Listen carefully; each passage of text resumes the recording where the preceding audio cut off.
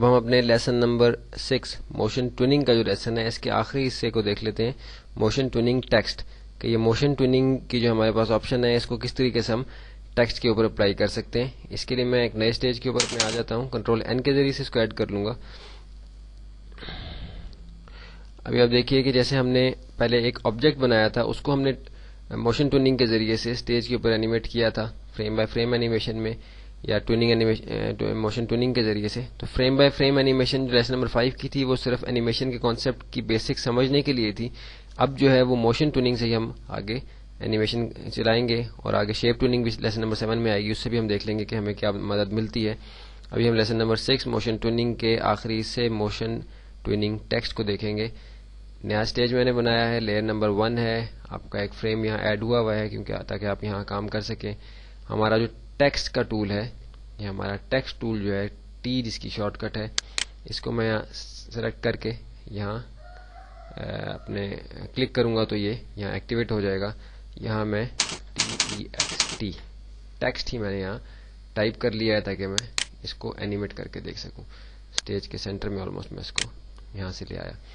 اب میں اس کو اینیمیٹ کرانا چاہتا ہوں اس طریقے سے کہ بالفرض میں اس کو سٹیج کے ڈسپلے سے میں رکھتا ہوں۔ میں چاہتا ہوں کہ یہ یہاں سے موو کر کے اوپر تک آئے، اس کی یہ ایک سمپل اینیمیشن میں بنانا چاہتا ہوں۔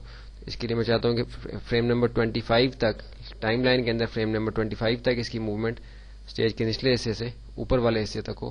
تو یہاں میں رائٹ کلک کر کے یا F5 کے ذریعے سے انسرٹ فریم ایڈ کر لوں گا، جس میں اس کی ویلیو جو ہے وہ فریم نمبر 1 سے فریم نمبر 25 تک جو ہے وہ ایڈ ہو گئی ہے۔ رائٹ کلک کر کے کریٹ موشن ٹون، اور اب میں اس ٹیکسٹ کو یہاں سے موو کرا دوں گا اوپر تک۔ تب ان بٹوین جتنی موومنٹ تھی وہ آپ نے دیکھا کہ ٹائم لائن کے اوپر خود سے فلیش نے بنا لی ہے۔ انین سکن کے ذریعے سے میں اس کی رینج کو بڑھا کے دیکھ سکتا ہوں کہ ان بٹوین جتنی موومنٹ بھی اس ٹیکسٹ کی تھی وہ خود سے جو ہے وہ جنریٹ ہو گئی ہے فلیش کے اندر۔ انٹر کر کے میں اپنی اینیمیشن کو ٹچ کرتا ہوں، اور دیکھا کہ سمپل ایک اینیمیشن یہ بنی کہ نیچے سے ٹیکسٹ آ کے تو اوپر سٹیج کے اوپر آ کے رک گیا ہے۔ اب میں بالفرض یہ چاہتا ہوں کہ یہ ٹیکسٹ جو ہے صرف اینیمیٹ اس طرح نہ کرے کہ نیچے سے اوپر تک آئے، بلکہ اوپر آنے تک جو ہے اس کا سائز بھی جو ہے وہ انکریز ہو جائے۔ تو میں فریم نمبر 25 جو اس کی آخری پوزیشن تھی اس پہ آ کے رائٹ کلک کر کے اسکیل کے ذریعے سے اس کے سائز کو بالفرض میں نے بڑا کر دیا۔ اب کیا ہوگا کہ فریم نمبر 1 پہ تو اس کا سائز وہی تھا جو پہلے والا تھا، اور فریم نمبر 25 پہ آنے تک اس کا سائز جو ہے وہ بڑا ہو جائے گا۔ ابھی میں اپنے پلے ہیڈ کو موو کرا کے آہستہ آہستہ آپ کو دکھاتا ہوں کہ دیکھیے کس طریقے سے یہ اینیمیٹ ہوا۔ انین سکن کے ذریعے سے میں دیکھ سکتا ہوں کہ جب یہ فریم نمبر 1 پہ تھا تو اس کی پوزیشن کیا تھی، اور فریم نمبر 25 پہ آ کے یہ کس طریقے سے اس کا سائز چینج ہو گیا ہے۔ یہ ٹیکسٹ ٹوننگ جو ہے، ٹیکسٹ کی جو موشن ٹوننگ ہے، یہ ہم اس میں سمجھ رہے ہیں۔ ابھی بالفرض میں چاہتا ہوں کہ یہ جب یہ فریم نمبر 1 پہ تھا تو اس کا سائز یہ تھا، فریم نمبر 25 کے اوپر آنے تک اس کا سائز بھی چینج ہو گیا ہے۔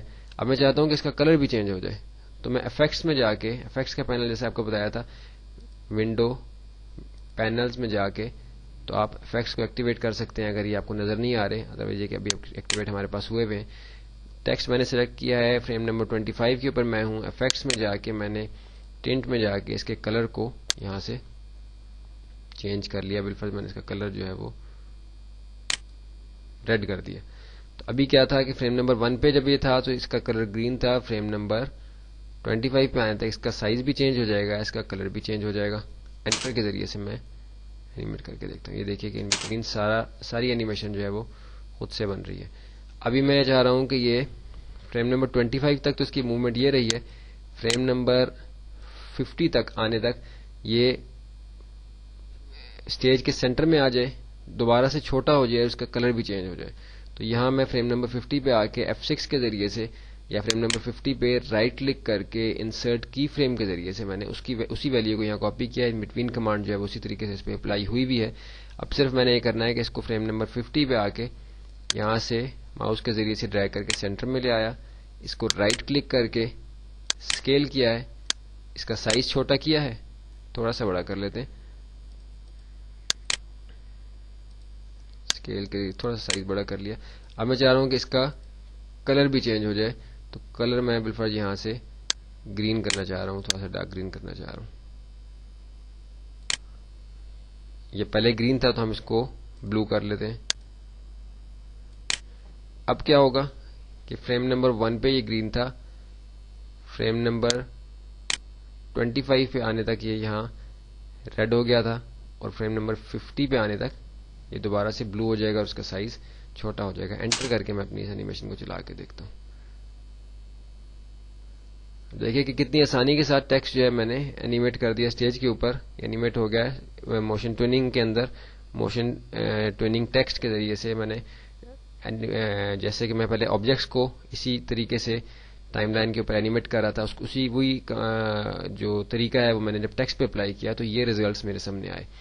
ابھی بالفرض میں یہ چاہتا ہوں کہ اب جو ہے یہ فریم نمبر 75 تک اینیمیشن جو اس کی چلے, وہ یہاں سے اس کے اندر کچھ اور تبدیلی آئے اور مجھے مزید پتا چلے کہ اس کے اندر کیا ہو سکتا ہے. تو F6 کے ذریعے سے یا رائٹ کلک کر کے انسرٹ کی فریم کے ذریعے سے میں نے اس کی اسی ویلیو کو یہاں تک فریم نمبر 75 تک لایا ہوں. ان بٹوین جو ہے ٹوننگ کی آپشن, ٹوننگ کی کمانڈ جو ہے وہ اپلائی ہوئی بھی ہے. اسٹیج پہ آ کے رائٹ کلک کر کے روٹیٹ کے ذریعے سے میں نے اس کو روٹیٹ کر دیا, روٹیٹ کر دیا اور اس کو میں یہاں لے گیا. اب فریم نمبر 75 تک یہ وہاں سے یہاں تک آئے گا ایسے کر کے, اور فریم نمبر 115 پہ میں چاہ رہا ہوں کہ دوبارہ سے اس کے اندر اینیمیشن میں اپلائی کروں, ایڈ کروں. اس کے اندر رائٹ کلک کر کے انسرٹ کی فریم, رائٹ کلک, روٹیٹ, اس کو سیدھا کیا اور اسٹیج کے اس حصے میں اس کو لے آئے اور یہاں سے اس کے کلر کو بھی ہم نے چینج کر دیا. اب اس اینیمیشن کو ہم اپنے فلیش پلیئر کے اندر پلے کر کے دیکھتے ہیں کہ کس طریقے سے ہماری یہ جو ٹیکسٹ کی ٹیوننگ ہے یہ کام کرتی ہے. دیکھیے کہ نیچے سے ٹیکسٹ اوپر کو گیا اینیمیٹ ہوتے ہوئے, سائز بڑا ہوا, کلر چینج ہوا, پھر بیچ میں آیا, اس کا سائز چھوٹا ہوا, کلر چینج ہوا, رائٹ سائڈ پہ گیا روٹیٹ کرتے ہوئے, اور پھر لیفٹ سائڈ پہ کلر چینج کرتا ہوا آپ دیکھ رہے ہیں کہ یہ آ رہا ہے. اب دیکھیے کتنی آسانی کے ساتھ, اگر ان بٹوین سارے فریمز ہم نے خود بنانے ہوتے ہیں, ہم یہاں انین اسکن آن کر کے دیکھتے ہیں کہ ہمارے کتنی کمپلیکس جو ہے یہ ہماری موومنٹ تھی ساری. اس کی رینج ہم بڑھاتے ہیں, ہمیں پتہ چلتا جائے گا کہ کتنے فریمز اس میں ایڈ ہوئے ہیں. اگر ہم فریم بائی فریم اینیمیشن جو کہ پہلے زمانے میں بنائی جاتی تھی, اگر وہ بنائی جاتی تو ایک ایک سٹیپ جو ہے اس کا ہمیں دوبارہ سے بنانا پڑتا, اور یہ ساری جو آپ کو نظر آ رہی ہے ٹیکسٹ کی موومنٹ, یہ ساری ہمیں خود سے بنانی پڑتی, جو کہ ہمیں بہت ہی آسانی کے ساتھ موشن ٹوننگ کے ذریعے سے ہم نے وہ جو ٹیکنیک تھی وہ ٹیکسٹ پہ اپلائی کی تو ہمارے سامنے یہ رزلٹ یہاں آیا ہے.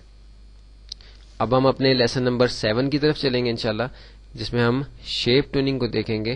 کہ موشن ٹوننگ تو ہم نے دیکھا کہ ہماری ایک جو آبجیکٹ ہے وہ کس طریقے سے موو کر رہا ہے, تو اس کی اگر ہم نے کمپلیکس ذرا تفصیلی تبدیلی اگر اس آبجیکٹ کے اندر اپنے کرنی ہوگی کہ وہ یہاں سے بالفرض ٹیکسٹ چلا ہے اور دوسرے اینڈ پہ پہنچنے تک یہ ٹیکسٹ کا جو حصہ ہے یہ کسی اور شیپ میں تبدیل ہو جائے. کوئی اسکوئر چلا ہے تو وہ ریکٹینگل بن جائے, ریکٹینگل چلا ہے تو وہ سرکل یا اوول کی شیپ اس کی یا کوئی اور شیپ اس کی کنورٹ ہو جائے, تو وہ شیپ ٹوننگ کے اندر ہم شیپ ٹوننگ ٹیکسٹ اور ایڈٹ ملٹیپل فریم جو شیپ ٹوننگ کے ہیں ہم دیکھیں گے. ویسے ایڈٹ ملٹیپل فریم جو ہم پہلے سے دیکھ چکے ہیں وہ اس میں ہم شاید نہ کریں, کیونکہ ہم نے پہلے ایڈٹ ملٹیپل فریم جو ہے موشن ٹوننگ میں ہم نے دیکھ لیے, لیکن شیپ ٹوننگ میں بھی ہم اس کو ایک دفعہ پھر سے گو تھرو اس میں سے ہو جائیں گے. بیسکلی ہم نے لیسن نمبر 7 کے اندر شیپ ٹوننگ اور شیپ ٹوننگ ٹیکسٹ کو جو ہے وہ کور کرنا ہے. اب ہم چلتے ہیں اپنے لیسن نمبر 7 کی طرف.